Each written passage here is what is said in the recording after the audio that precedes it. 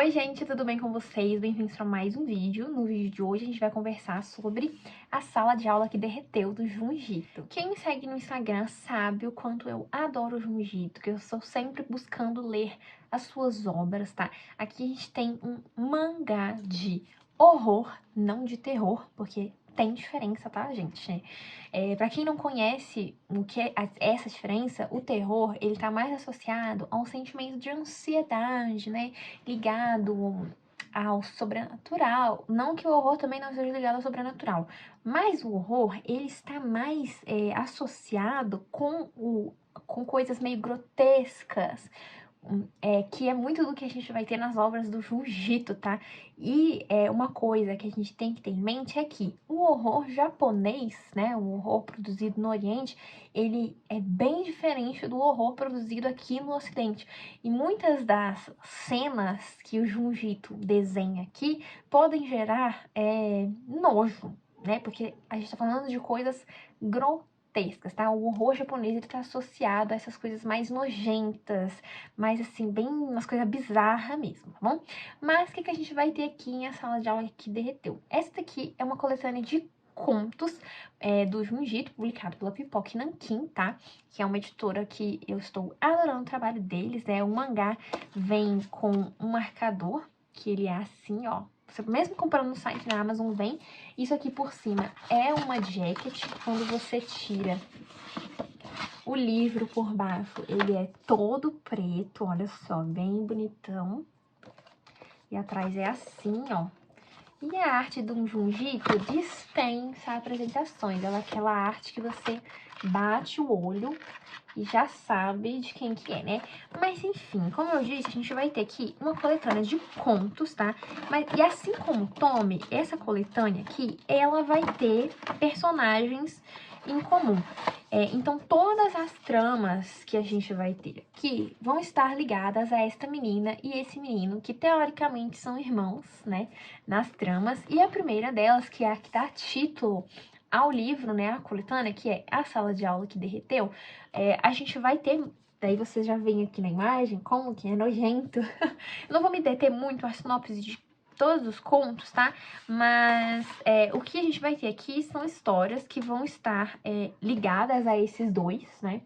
E vai acontecer coisas estranhas a todas as pessoas que, de alguma forma, se conectam a eles. Então, por exemplo, nessa coletânea que dá o título ao livro, né? A gente vai ter aqui uma escola, e aí esse rapazinho vai chegar e vai mudar para essa sala de aula, e ele tem a mania de ficar pedindo desculpas o tempo inteiro. As pessoas fazem as coisas com ele, e ele vai lá e faz uma reverência, né? Que lá no Japão, quando as pessoas vão pedir desculpa, ela faz uma reverência e fica pedindo desculpa. Só que aí a gente vai descobrir que por trás dessas reverências, desse pedido de desculpas que ele faz, vai ter algo de muito errado ali, até que chega um dia em que a sala toda, basicamente, derrete. O que tem por trás disso, não vou falar, tá? Mas aí a gente vai descobrindo, ao longo dessas histórias, várias coisinhas sobre esses dois, porque eles vão reaparecendo em diversos momentos aqui, em várias histórias, em vários momentos, e todas elas têm um pouco disso, né? Desse menino que pede desculpas e acontece algo, essa menina estranha que começa a perseguir as pessoas sumindo, as pessoas sendo mortas, as pessoas derretendo, tendo o cérebro derretido, e por aí vai, tá? E eu não vou falar muito o que tem por trás disso, mas só o que eu digo pra vocês é que esses contos, eles vão ter uma certa ligação entre si, mas não são dependentes um do outro. Não sei se ficou muito claro. Assim como Tommy. Tommy também temos uma coletânea de vários contos, todos associados a essa garotinha que é a Tommy, só que esses contos, eles não apresentam tanta linearidade. Eles têm uma ligação, mas eles não são necessariamente dependentes. Por que eles não são necessariamente dependentes? Porque, como eu disse, o mistério por trás desses dois, ele vai sendo explicado cada vez de formas diferentes. Então, em dadas narrativas, o menino fez um pacto com o diabo. Em outras narrativas, os pais do menino fez um pacto com o diabo. Então, isso não fica tão claro. E aí, quando a gente chega no último conto, no conto que fecha a narrativa, aí que a coisa perde total sentido. E aí que entra muito da crítica que muitas pessoas fazem ao Junjito. Por quê? Uma galera fala que as histórias do Junjito são muito mal desenvolvidas.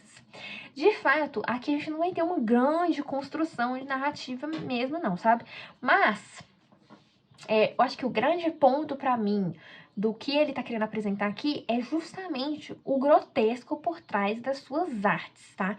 Então a gente não vai ter grandes aprofundamentos em personagens, grandes explicações, e muitas vezes não, na maioria das vezes, em quase todas as histórias, elas vão cair num nonsense, né? Uma falta de senso. E afinal, gente, a gente tá falando de coisas sobrenaturais, coisas que em geral, não aconteceria, né? E foca no que eu falei naquilo de que o horror japonês, ele é muito diferente do nosso horror aqui.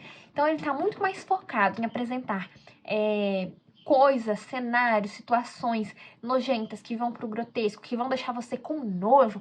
Igual, a gente tem uma cena aqui nesse mangá que eu li ele junto com a minha amiga, né, a Gabi.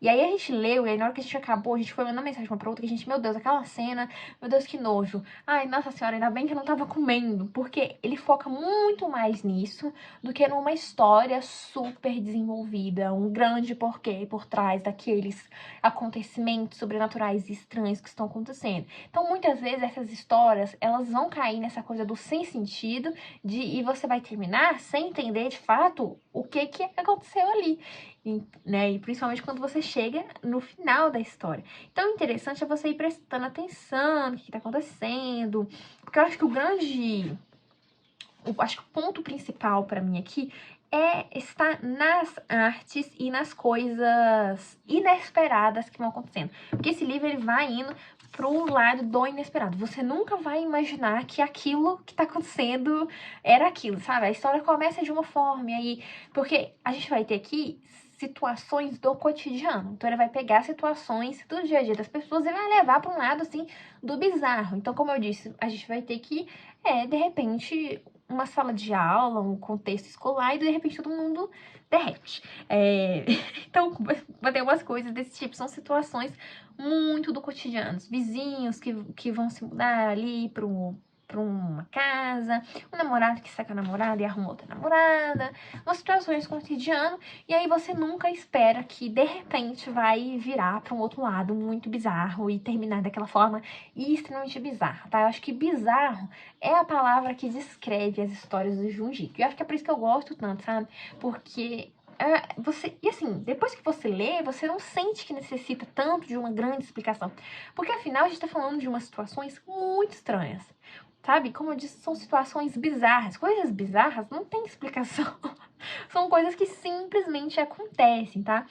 E, como eu disse, a arte do Junjito, pra mim, ela é espetacular. Ela é tudo de bom. E assim, nossa, gente, é muito bom. E assim, é umas coisas que você olha e você realmente fica com nojo. Isso nem é spoiler, porque como vocês não estão lendo o que tá acontecendo... não tem problema. Mas aí é uma coisa... São histórias muito bizarras, histórias que não precisam fazer sentido, sabe? Pelo menos pra mim. Mas enfim, era isso que eu tinha pra comentar com vocês sobre o Junjito. Leiam o Junjito, gente, eu adoro. Esse daqui é o terceiro livro dele que eu leio. Eu já li Fragmentos do Horror, que tem vídeo aqui, e Tome, que se vocês quiserem eu posso falar sobre Tome também, tá? Mas era isso que eu tinha pra comentar, espero que vocês leiam. Esse daqui é um livro bem curtinho dele, que você vai ler bem rapidinho, tá? Eu tô de olho, sabe em quê? Frankenstein dele, pra ver como que ele fez. Quero saber como que ficou Frankenstein pelos olhos do Junjito. Deve ter ficado interessante aquilo ali, né? Enfim, espero que vocês tenham gostado do vídeo. Se você gostou, não esquece de deixar o like. Comenta aqui pra mim se você já leu algo do Junjito, se você gosta de mangás, ou se você nunca leu. Se você nunca leu mangás, dê uma chance, porque, ó, muito bom, tá? Depois que você começa a ler mangá, você nunca mais vai querer parar. Então é isso, espero que vocês tenham gostado. Um beijo e até o próximo.